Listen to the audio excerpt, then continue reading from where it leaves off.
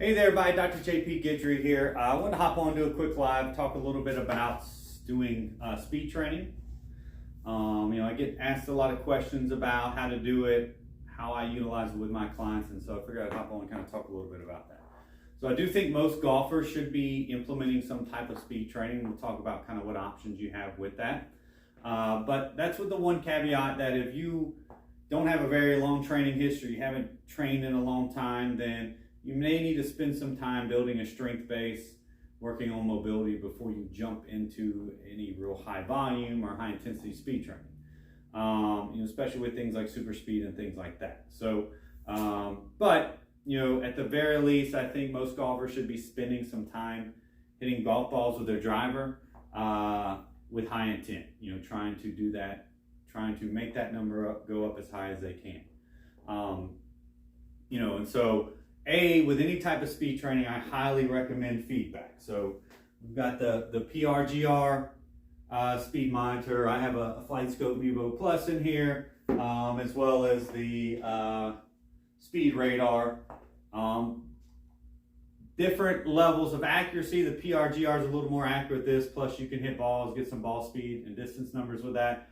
Obviously, things like TrackMan, FlightScope, those type of things are going to give you a lot more data, maybe a little more accuracy, but in the end, as long as you're measuring with the same devices and the same conditions, then we know that improvements are generally going to mean that you're improving. The exact numbers may not be accurate, but if you bump up 5 miles an hour, we know you've made some pretty good improvements in your swing speed. So any type of speed training, whether you're hitting balls, whether you're doing super speed, or any other type of speed training implements out there, trying to have some kind of feedback. I use a lot of super speed. I just ordered the stack system that I'm going to start implementing myself. I'm excited to do that. Looking forward to that. But, for my clients, we do some combination of overspeed training with the super speed clubs and then hitting golf balls, and so whether we do that in here, whether we do that, I have my clients do it on their own. We spend some time doing both. And I think definitely most golfers need to spend more time hitting golf balls at max speed. It's something that golfers have a hard time doing. We get that ball down in front of us and now we're worried about where it's going. And we tend to put a governor on our swing, or we start to get too much working on technique. When we're doing speed training, the only goal is how high can we move that number. So couple things. So with things like super speed, definitely not a fan of opposite side swings. I think they're a waste of time. I don't really think they provide any value. Most people are way too uncoordinated with their opposite side that I think it tends to put them at more risk than be any type of benefit for injury reduction or coordination or whatever the claims out there may be. There's really no evidence to support those claims, and until there is some, that's kind of my stance, and that's the stance of others in this field that I respect their opinion on. So we want to keep the volume low. So generally I work somewhere around 3 sets of 3 to 5 reps with each club.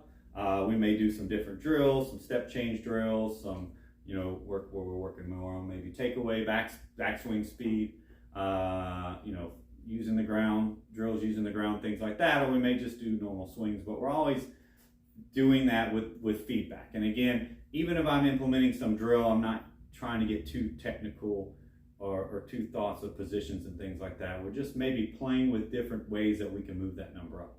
And that's one thing I like about the super speed is we can take the ball out and we can start to play with some different things of how, what feel can we create, what things can we focus on, bigger hand path, higher hands, faster backswing, things like that, that will then move that number up that we're tracking. And those are things then we can then carry over to a club and a ball. When we're hitting balls, again, I like to start with,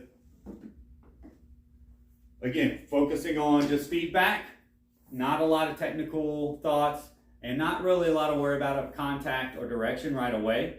But something I do implement is starting to spray your face. So I've got Dr. Scholl's powdered foot spray. We spray the face. And we start figuring out how can we find the center of that face at those maximum speeds. And again, our goal with this speed training is to train, just get comfortable swinging with maximum intent. B, to raise that maximum 10, or to raise that 100% swing speed, because we're not necessarily going to bring that to the course. We're probably going to be playing around 85-90% of that, but obviously if the 100% goes up, then there's no reason that 85-90% should go up. And we're trying to make those playing speeds become a lot less effortful and a lot more efficient. So where, we may have to work really hard to swing 110 miles an hour right now, we bump all that up, then that 110 mile an hour swing then becomes a more effortless, smooth, energy efficient swing. So when we're training all these things, those are the goals of that. So spend some time, low volume, even when I'm, let's say I'm speed training with a driver, I may hit 10 to 20 balls, maybe 2-3 days a week, super speed or anything like that. Same type of thing, maybe 2-3 days a week, 3 sets of 3 to 5 with each club, or we may do some different drills, maybe some single arm stuff with a light club, things like that. I've got a bunch of videos on my YouTube channel, Get Your Golf and Sport, demonstrating some of those. A lot of it just depends on the client and what they're working on specifically and what I may want to work on with them. Off season we may do a little more volume than in season because they're already making a lot of swings. Sometimes in season I just do the ball and driver work with them go through their normal practice routine. At the end of their range session, take 10-20 balls, tee them up, let's have some feedback, let's let them fly and see what we can get. Again, with that, we're always doing some kind of strength and power training. We're always looking at mobility. Just doing speed training alone, you may get some results, but I do think it puts you at a little higher risk for injury, and you're not going to maximize what you can get out of it. In the end, we've still got to produce force, and that requires a certain level of strength. We still got to produce force quickly. That requires a certain level of power development. We've got to be able to move well and rotate well through our neck, our thoracic spine, our shoulders, our hips. We've got to be able to separate our upper and lower body. Obviously, technique has a big point in speed, but when we're training technique, we're training technique. When we're training speed, we're training speed. But we do need some speed specific training to have that specific carryover into our swing. So spend some time, obviously, get in the gym, get strong, get powerful, get mobile, and then spend some time swinging golf club as fast as you can. If you have any questions, feel free to DM me, comment below, email me at johnpaul@guidrypt.com. If you're interested in working with me, whether in person or online, reach out to me, and we can maybe set up a free coaching call and discuss whether you would be a good fit for any of my programs. So hope this helps everybody. Again, feel free to reach out with any questions. Everybody have a good evening.